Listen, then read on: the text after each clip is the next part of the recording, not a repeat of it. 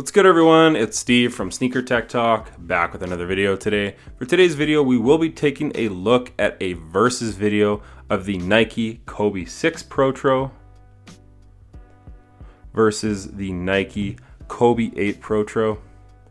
So without further ado, let's take a look at both of these shoes.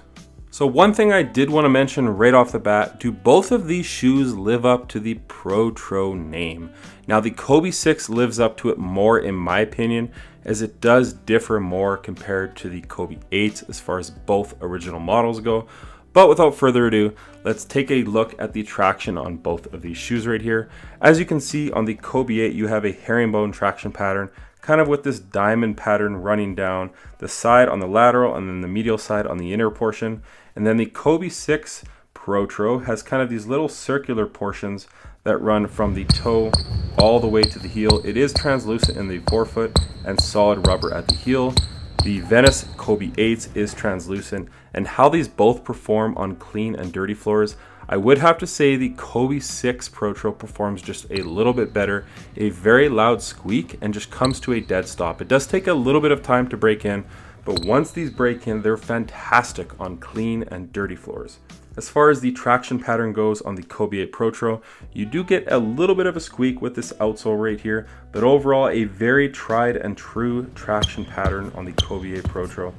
Really no issues at all on clean floors. Dirty floors, they do collect a little bit of dust where you will have to wipe from time to time, but if I had to give the slight edge to one shoe over the other, I would have to say the Nike Kobe 6 Protro is definitely just a little bit better when it comes to the traction. Now when it comes to the cushioning on both of these shoes right here, on the Kobe 6 Protro, you do have a Cushlon midsole, which is definitely bouncy in the heel of this hoop shoe right here. And then in the forefoot, you do have a large volume Zoom turbo bag directly underfoot, which offers a very plush and close to the floor feeling while remaining snappy underfoot. The Cushlon in the heel offers more of that impact protection. Obviously, I wish they had Zoom Air in the heel, just like the originals, but they don't. But a very balanced ride nonetheless. And then in the Kobe 8 Protro, the midsole on the outside of the shoe is a Phylon. It's a lot more dense than I'm typically used to on hoop shoes that do have Phylon. And then housed within that, you do have a drop-in midsole. This drop-in midsole is lackluster in my opinion. Obviously, the originals did have Lunarlon. They did swap it out for Nike React, and how this performs underfoot, you have a little bit of impact protection at the back of the shoe, while the forefoot is insanely close to the floor. Like I'm saying, you're on the floor, basically no protection at all. It's very much a guard shoe with very close to the floor feeling in the forefoot, while having just a little bit of that impact protection at the back of the shoe. Pretty lackluster in my opinion as far as this drop-in midsole. I really wish they offered a full-length Zoom setup directly under the insole or a Zoom strobel inside the shoe. But the brand, in my opinion, they skimped out on the Kobe 8 Protro. You're not getting anything kind of crazy underfoot, and that's why the Nike Kobe 6 Protro definitely takes the cake as far as the cushioning goes. So this one here is more of a different setup with large volume Zoom Air bag underfoot, whereas this model right here remains pretty much the same to the originals. They just changed the foam compound. As far as the materials go on both of these shoes right here, obviously with the Kobe 6 Protro, you have a patent leather at the back of the shoe, and then you do have this mesh material with kind of the scales running throughout on this upper, and then you do have fly wire strands running throughout this upper right here to offer some more support. The tongue is very thin. It's a mesh material, or a foam material at the top of the tongue, and then they kind of have that pro combat tongue with those perforations running throughout. Very breathable on foot. The Kobe 8 Protro has kind of an engineered mesh material. Really nothing special. It's very rigid. It takes some time to break in. Some fuse rands running around the toe box.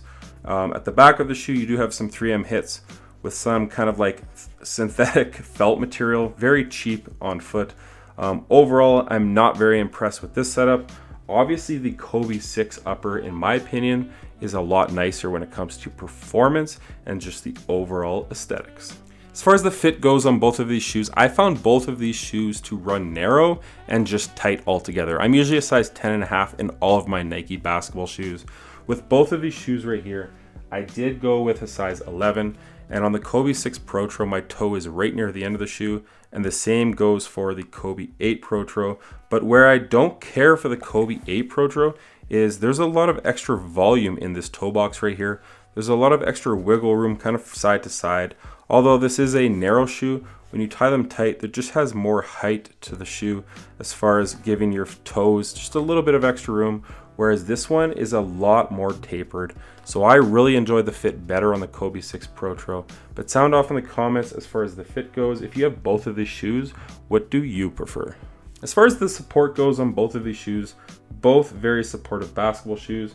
The Kobe 6 has an external heel clip, and then this scaly material with those flywire strands running throughout the upper offers some great support on those hard lateral cuts. At the bottom of the shoe, you do have a carbon fiber shank plate, a wide and stable base with an outrigger, so obviously a very supportive basketball shoe.